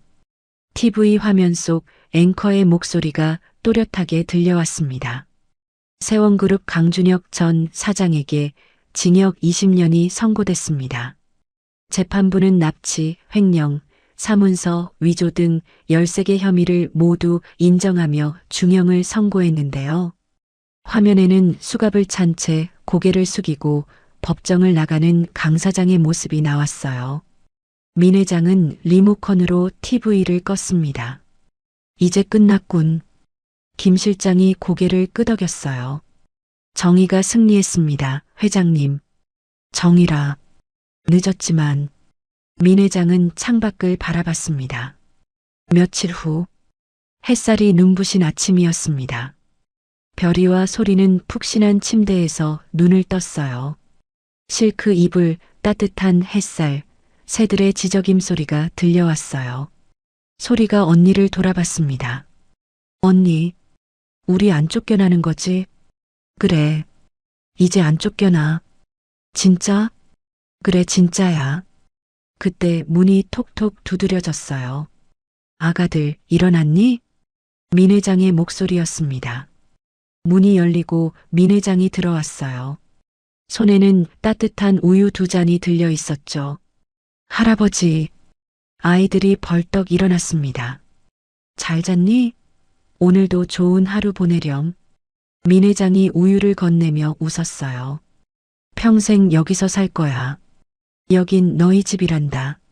소리의 눈에 눈물이 맺혔습니다. 고마워요, 할아버지. 민 회장은 아이들의 머리를 쓰다듬었어요. 고맙긴. 할아버지가 더 고맙지. 아이들은 옷을 갈아입었습니다. 꼬질꼬질했던 낡은 옷은 사라지고 깨끗하고 세련된 원피스를 입었어요. 거울을 보니 낯설었죠. 하지만 기분이 좋았습니다. 언니, 우리 예뻐졌다. 그치? 두 아이는 손을 잡고 거실로 내려갔어요. 거실 한가운데 유리 장식장이 있었습니다. 그 안에는 낡은 구두통이 깨끗하게 닦여 전시되어 있었어요. 구두약, 솔, 헝겊 모두 정성스럽게 보관되어 있었죠. 할아버지, 저거는. 그래, 너희 구두통이야. 민 회장이 다가왔습니다. 이건 우리 회사의 초심이란다. 가장 낮은 곳에서 시작한 너희가 이 집안의 가장 큰 보물이야. 민 회장의 목소리는 따뜻했습니다. 아침 식사 후 민 회장이 아이들의 가방을 들어줬어요. 할아버지, 제가 들게요. 아니야. 할아버지가 들어줄 거야. 민 회장은 가방을 어깨에 메고 아이들의 손을 잡았습니다. 학교 가서 친구들이랑 사이좋게 지내고 밥 꼭 잘 챙겨 먹고. 네, 할아버지. 수업 시간에 졸지 말고. 안 졸아요. 민 회장은 영락없는 손녀 바보가 되어 있었어요. 차에 태우며 머리를 쓰다듬으며 도시락이 잘 쌓였는지 확인하며 김 실장이 웃으며 말했습니다. 회장님, 예전과 많이 달라지셨습니다. 그런가? 네. 좋은 모습입니다. 고맙네. 며칠이 지났어요. 별이가 새 스케치북을 들고 민 회장을 찾아왔습니다. 할아버지, 이거 봐주세요. 뭔데? 별이가 스케치북을 펼쳤어요. 양복 디자인이었습니다. 섬세한 선, 정교한 비율. 엄마 서연의 손길이 느껴지는 그림이었죠. 할아버지 양복, 제가 다시 디자인했어요. 민 회장의 눈시울이 붉어졌습니다. 서연이가 너한테 재능을 물려줬구나. 엄마처럼 멋진 디자이너가 될 거예요. 그래. 할아버지가 응원할게. 민 회장은 별이를 끌어안았어요. 주말, 민 회장과 아이들은 차를 타고 교회로 나갔습니다. 조용한 언덕 위 작은 묘지, 서연의 묘소였어요. 비석 앞에는 꽃이 놓여 있었습니다. 민 회장이 매주 보내는 꽃이었죠. 민 회장은 무릎을 꿇고 앉았어요. 비석을 쓰다듬었습니다. 서연아, 목소리가 떨렸습니다. 늦었지만 널 찾았구나. 민 회장의 눈에서 눈물이 흘러내렸어요. 미안하다. 정말 미안해. 아빠가 고집부리지 않았으면, 내 편지를 받았더라면, 너도 손녀들도 이렇게 고생하지 않았을 텐데. 민 회장은 비석에 이마를 댔습니다. 하지만 이제는 괜찮아. 쌍둥이는 내가 목숨 걸고 지킬게. 별이와 소리가 할아버지 옆에 섰어요. 별이가 품속에서 쌍나비 놀이개를 꺼냈습니다. 그리고 엄마의 비석 위에 조심스럽게 올려놓았어요. 엄마, 별이가 말했습니다. 이 나비 덕분에 할아버지 찾았어. 엄마 고마워. 소리도 고개를 끄덕였어요. 엄마, 우리 이제 안 추워. 따뜻해. 민 회장은 아이들을 양옆으로 끌어안았습니다. 세 사람은 그렇게 한참을 서 있었어요. 바람이 불었습니다. 벚꽃 꽃잎이 흩날리기 시작했어요. 하얀 꽃잎들이 공중에서 춤을 추며 내려왔죠. 민 회장이 일어서며 아이들의 손을 잡았습니다. 가자. 이제 집에 가자. 네, 할아버지. 세 사람은 벚꽃이 흩날리는 길을 걸어갔습니다. 민 회장이 말했어요. 그래, 이제 할아버지가 평생 너희들의 우산이 되어주마. 비가 와도 눈이 와도 할아버지가 다 막아줄게. 아이들은 할아버지의 손을 꽉 잡았어요. 뒤에서 보면 작은 손 두 개가 큰 손 하나를 감싸고 있는 것 같았습니다. 세 사람의 그림자가 길게 늘어졌어요. 벚꽃잎이 그 위로 내렸죠. 햇살이 따뜻했습니다. 바람이 부드러웠어요. 세 사람은 천천히 꽃길을 따라 걸어갔습니다. 그렇게 새로운 가족의 이야기가 시작되었습니다. 5년 후 세원그룹 본사 로비 패션쇼가 열리고 있었어요. 무대 위로 모델들이 우아하게 걸어 나왔습니다. 그들이 입고 있는 옷은 모두 한 사람의 디자인이었죠. 스크린에 이름이 떠올랐습니다. 디자이너 이별. 관객석에서 박수가 터져 나왔어요. 민 회장이 앞줄에 앉아 있었습니다. 옆에는 소리가 있었죠. 소리는 통역 이어폰을 끼고 외국 바이어들에게 통역을 해주고 있었어요. 완벽한 프랑스어로 말이죠. 패션쇼가 끝나고 별이가 무대 위로 올라왔습니다. 감사합니다. 이 컬렉션은 돌아가신 저희 엄마 민서연에게 바칩니다. 박수가 쏟아졌어요. 민 회장은 눈물을 닦았습니다. 서연아, 네 딸들이 너의 꿈을 이뤘단다. 그날 저녁, 세 사람은 서연의 묘소를 다시 찾았어요. 비석 앞에 꽃을 놓고 민 회장이 말했습니다. 서연아, 손녀들이 내 꿈 이어가고 있어. 별이는 네가 되고 싶어 했던 디자이너가 됐고, 소리는 네가 사랑했던 프랑스어로 세상과 소통하고 있단다. 너는 정말 훌륭한 엄마였어. 벚꽃이 다시 흩날렸습니다. 세 사람은 손을 잡고 서 있었어요. 이제는 더 이상 슬프지 않았습니다. 엄마의 사랑이, 할아버지의 사랑이 그들을 하나로 이어주었으니까요. 바람이 불었습니다. 마치 엄마가 잘했어. 우리 딸들이라고 속삭이는 것 같았어요. 민 회장은 하늘을 올려다봤습니다. 고맙다, 서연아. 이 아이들을 내게 보내줘서. 벚꽃잎이 하늘에서 천천히 내렸습니다. 세 사람 위로 따뜻하게